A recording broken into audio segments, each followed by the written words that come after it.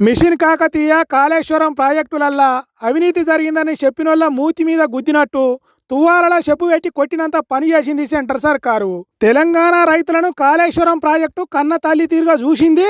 Kaleshwaram machine కాకతీయాలను మించిన కల్పతరువు లేదన్నట్టు కుండాబద్దలు కొట్టింది సెంటర్ సర్కారు సర్వేల. తెలంగాణ రాష్ట్రం వచ్చిన కొత్తలా 1,30,00,000 ఎకరాలే సాగయ్యేది.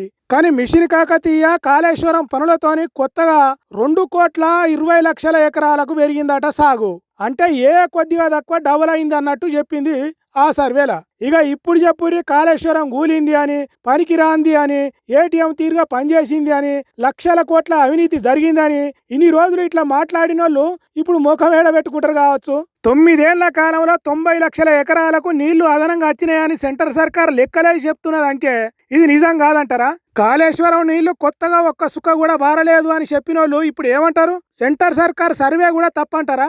సెంటర్ సర్కార్కు తప్పుడు లెక్కలు పంపించింది అని చెప్పడానికి తెలంగాణలో బీఆర్ఎస్ సర్కార్ కూడా లేదు కదా. మరి ఇప్పుడు ఏమంటారు? బీజేపీ పార్టీ వాళ్ళు కాళేశ్వరం అవినీతి, అన్ని కోట్లు ఇన్ని కోట్లు అని చెప్పిండ్రు. అంతెందుకు దేశ ప్రధానమంత్రి తెలంగాణకు వచ్చి కాళేశ్వరంను పాలకులు ఏటీఎం తీరుగా వాడుకున్నారని చెప్పిండు. గిట్టనాలు అంటే ఏమో గాని దేశ ప్రధానమంత్రి ఇట్లా మాట్లాడచ్చా? దీని మీద బీజేపీ పార్టీ వాళ్ళు ఏం చెప్తారు? ఇటు కాంగ్రెస్ సర్కారు ఏం చెప్తుంది? ఇప్పటికే కాళేశ్వరంలో అవినీతి జరిగింది అని కమిటీలు కమిషన్లు వేసి దాన్ని బాగు చేయకుండా యాసింగి పంటలను ఎండబెట్టే ప్రయత్నం చేస్తున్నారు. రైతులు ఎప్పటికీ వచ్చే నీళ్లు ఇప్పుడు రాకపోయేసరికి రంది పడుతున్నారు. కాబట్టి ఇప్పటికైనా 90,00,000 ఎకరాలకు ఎక్కువ నీళ్ళు ఇచ్చిన కాళేశ్వరం ప్రాజెక్టును బాగు చేయండి.